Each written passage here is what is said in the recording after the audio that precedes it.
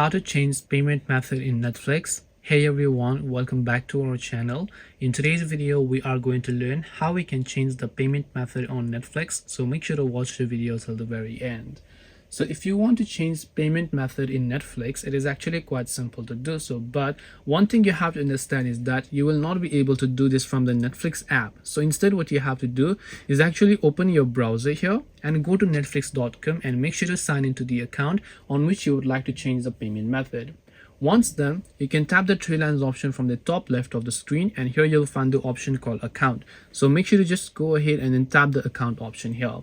And as you tap on the account option, you will be able to see all the sorts of interface again, where you want to simply scroll down here. You'll find the option called manage payment info. So you want to make sure to tap the manage payment info option here.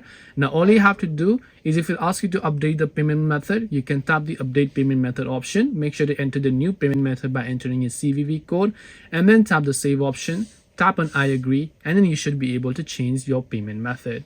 This way you can change the payment method on Netflix. Hope this video is very helpful. If you have got any more questions, feel free to also leave them down. Thank you for watching till the end, and see you soon in the next video.